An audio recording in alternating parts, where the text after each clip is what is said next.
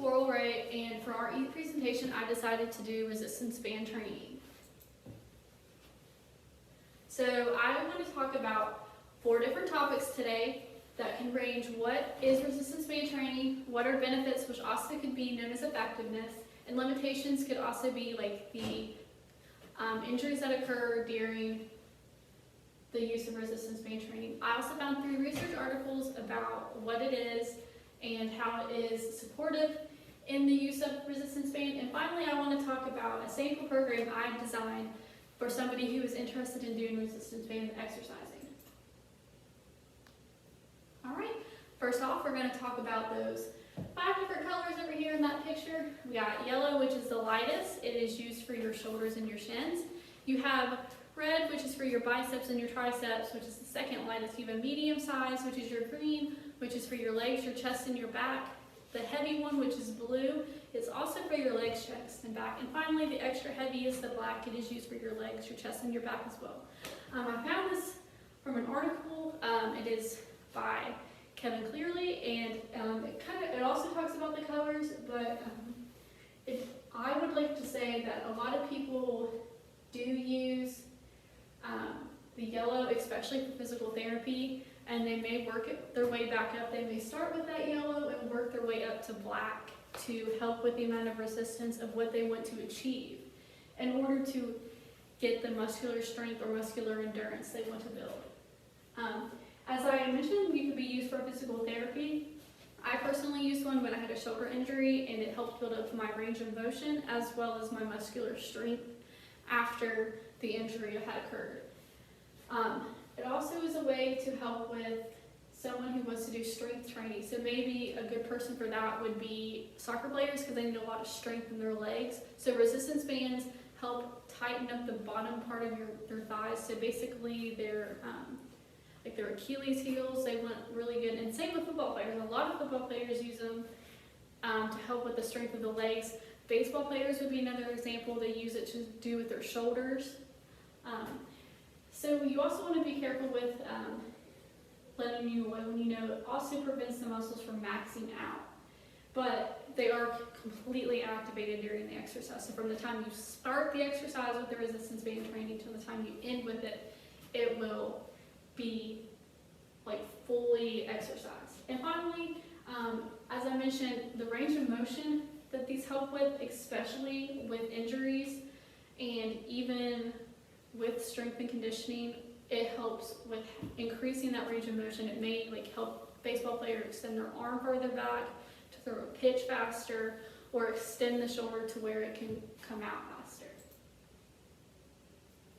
All right, so these benefits are also known as the effectiveness of the band. So I kind of want to point out the flexibility and make it go with the range of motion. If you kind of look at the picture up here, you can see that this person may not be the most flexible, but it is using that blue band, which will help extremely well with wanting to increase the strength in the legs as well as the flexibility. I would like to talk about muscular endurance, because if you use muscular endurance with flexibility, it can build up so much and be so strong that your range of motion as well as your balance will be not only in your muscles, but in your bones will increase as well. So that would be a great thing to have for using those. So next we have some limitations of resistance band training. I personally like this picture because it kind of goes with some of the common injuries I would like to talk about. So you have to worry about the condition of the band, number one. If you get a band that's really old, that's been used by a lot of people, that has all that wear and tear on it, the likelihood of it coming up and smacking you in the eye or smacking you in the leg is very high. And trust me, you don't want that to happen because it will hurt. So you have to be careful with how the condition is. You also have to be aware of the plateau.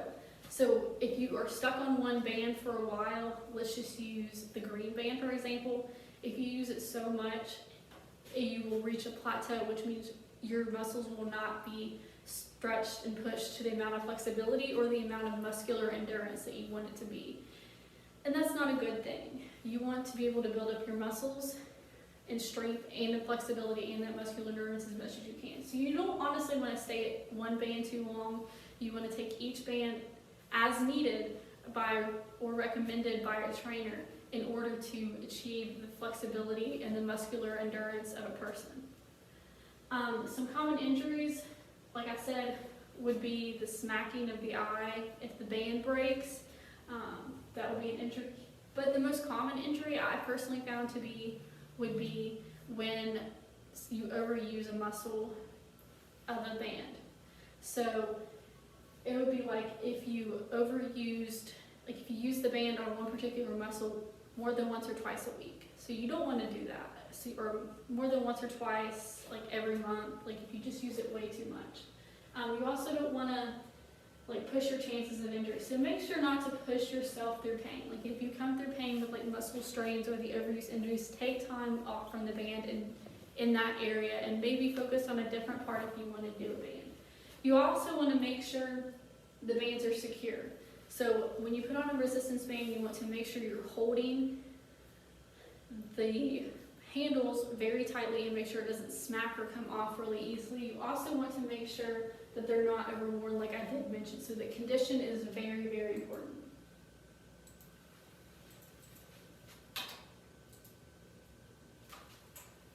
All right, and then I picked out my 3 different studies here.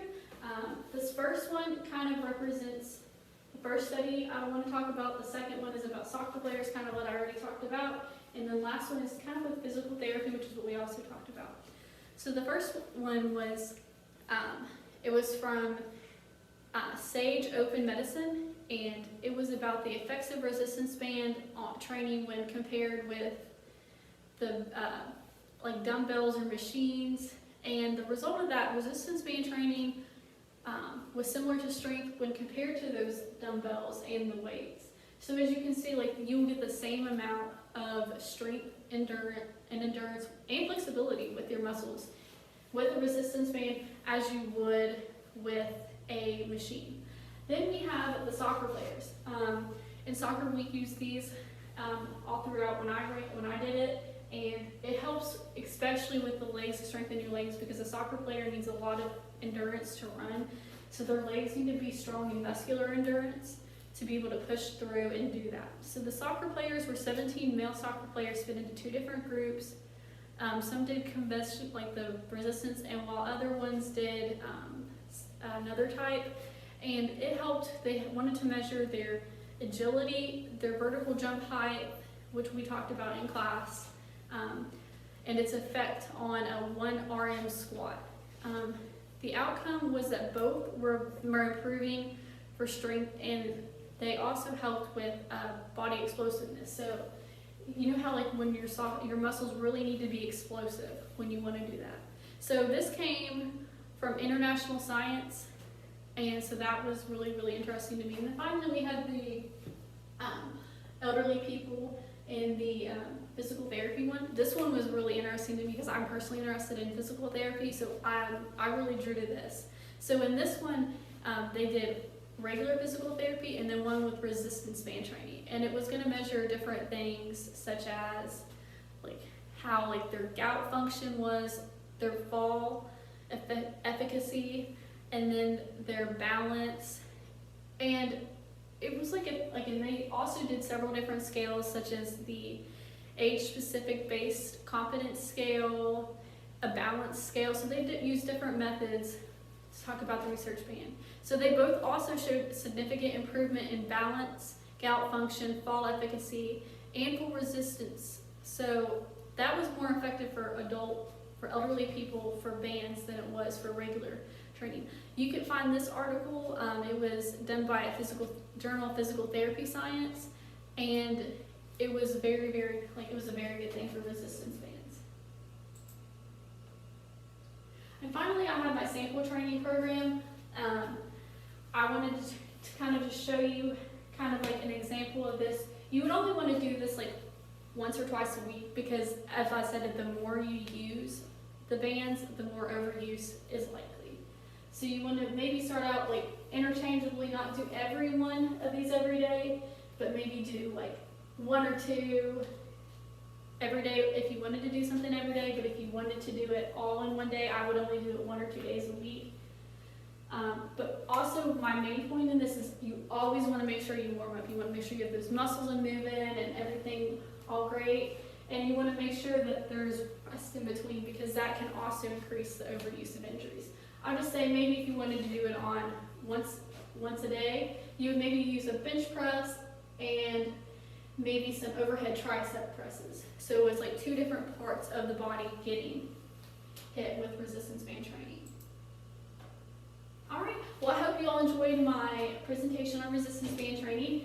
Today I explained what it was, some benefits and limitations.